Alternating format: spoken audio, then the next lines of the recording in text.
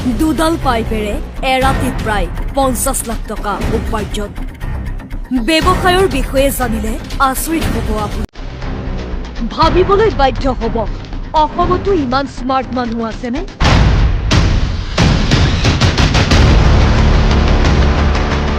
প্ৰথমে এই পাইপ দুডাল চাওক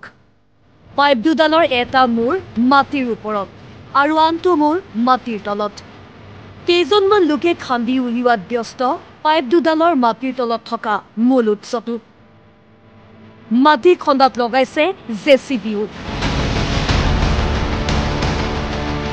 এৰাতিত ইমান টকা উপাৰ্জন কৰিব পৰা এই পাইপ দুডালক লৈ সকলোৰে উৎসুকতা বহু সময় এনেদৰে খন্দাৰ পিছত মাটিৰ 10 ফুটমান তলত ওলাল এডাল ডাঙৰ পাইপ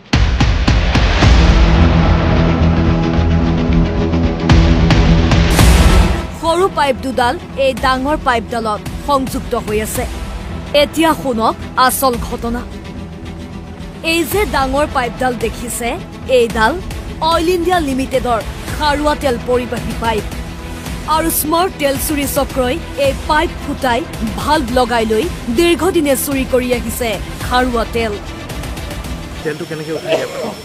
তেলটো কেনেকৈ উঠে মানে এটি এনেকুৱা পাইপটো দুটাকে থাকিব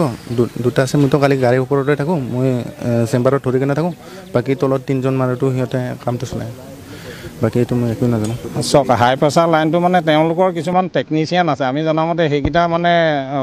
হয়তো তেনেকুৱা এইবিলাকত এক্সপাৰ্ট হ'ব চাগে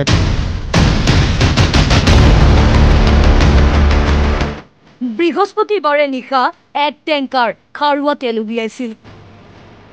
যাৰ মূল্য প্ৰায় 50 লাখ টকা আৰু তেল ভৰ্তি টেংকাৰখন লৈ গুৱাহাটীলৈ ৰাওনা হওঁতে দুলীয়াজান আৰক্ষী আৰু অইল নিৰাপত্তাৰক্ষীৰ অভিযানত জব্দ হয় টেংকাৰখন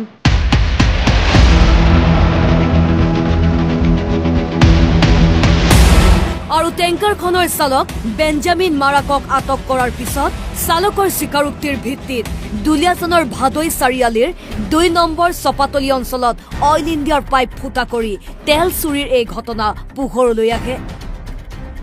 অভিযোগ অনুসৰি এই চক্ৰৰ সৈতে জড়িত হৈ আছে খেৰমৰীয়া অঞ্চলৰ অমৃত বৰশইকীয়া ভাদৈ পাঁচালিৰ নিৰঞ্জন হাজৰিকা খোৱাঙৰ বিশ্বজিৎ সোণোৱাল 3 অভিযুক্তৰ বিৰুদ্ধে এজাহাৰ দিছে যদিও এই পৰ্যন্ত আৰক্ষীয়ে আটক কৰিবলৈ সক্ষম হোৱা নাই শুনক কি কয় অইল কৰ্তৃপক্ষই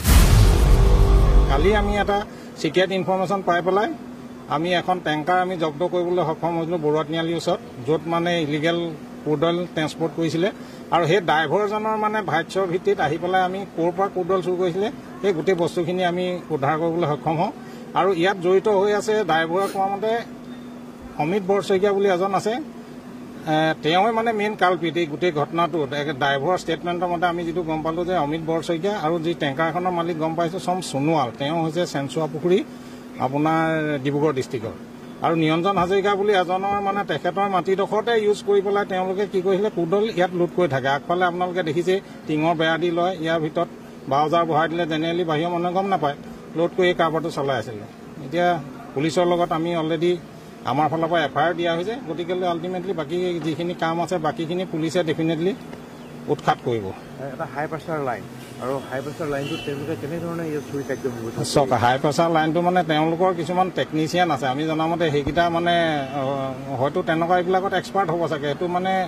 পুলিচ ইনভেষ্টিগেশ্যনতে ওলাব কথাখিনি গোটেইখিনি কেনেকৈ কি কৰে গোটেই বস্তুটো সেইটো বিষয়ে মই ইমান ক'ব নোৱাৰিম আজি আমি তেওঁলোকৰ কি কৈছে আমি দুটা পইণ্টত আমি এটা হজ পাইপ পাইছোঁ তেওঁলোকে য'ৰ পৰা মেইন টাংক পাইপলাইনৰ লগত সংযোগ হৈ আছে তাৰপৰা তেওঁলোকে ভাল ফিট কৰি পেলাই এই ভিতৰ চাইডলৈ আনি পেলাই টেংকাৰত লোড কৰে দুটা পইণ্ট পোৱা গৈছে এইটো আজি লাষ্ট আপোনাৰ 2-3 সপ্তাহমানৰ পৰা আমাৰ মাজে মাজে প্ৰেছাৰ ডাউন হয় সদায় নহয় কাৰণ আমি যেতিয়া ছাৰ্ভিলেঞ্চটো আমাৰ বাঢ়ি যায় তেতিয়া মানে নৰ্মেলত থাকে হা অলপ হেৰি হ'লে মানে আকৌ প্ৰেছাৰটো আমি ডাউন পাই ৰিপৰ্ট আহে তেনেকৈ চলি থাকে মাজে মাজে এসপ্তাহ বন্ধ হৈ থাকে নৰ্মেল হৈ থাকে আকৌ কেতিয়াবা আপুনি ধৰক আকৌ প্ৰেছাৰটো ডাউন হৈ যায় সেই তেনেকৈ আজি লাষ্ট 3 সপ্তাহৰ পৰা আমি বস্তুটো ছাৰ্ভিলেঞ্চ কৰি আছিলোঁ কোন কোন জড়িত হৈ আছে ইয়াত মেইন কালপিত মই ক'লোৱে আপোনাক মেইন কালপিত অমিত বৰশইকীয়া নামে লৈ আছে কাৰণ অমিত বৰশইকীয়া টেংকাৰখন আনি অমিত তাৰ ধাবাত এসপ্তাহ ড্ৰাইভাৰটো ৰাখিছে বুলি কৈছে হা আৰু অমিতে তাৰ নামটো তাক ড্ৰাইভাৰজনক অলপ মানে বেলেগ এটা কৈ আছিলে যেতিয়া তাৰ ফটোখন দেখাই দিলোঁ অমিত বৰশিকীয়া তেতিয়া ক'লে এইজন মানুহে বোলে সেইটো আৰু এই মাটিডোখৰ মালিক নিৰঞ্জন হাজৰিকা যিজনে মানে এই কাৰবাৰটো চলাই আছে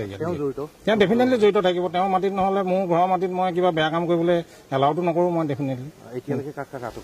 এতিয়ালৈকে অকল ড্ৰাইভাৰজনকে আটক কৰিছে পুলিচে আৰু বেলেগক হয়তো ইয়াৰ এনকুৱাৰী পাছতে তেওঁলোকে একশ্যন ল'ব এতিয়া প্ৰশ্ন হয় অইল ইণ্ডিয়াৰ তেল চুৰিৰ এই বৃহৎ চক্ৰ উৎখাত কৰিবলৈ সক্ষম হ'বনে আৰক্ষী সেয়া পৰৱৰ্তী সময়তহে লক্ষণীয় হ'ব দুলীয়াজানৰ পৰা মৃদুস্মিতা ফুকন NB নিউজ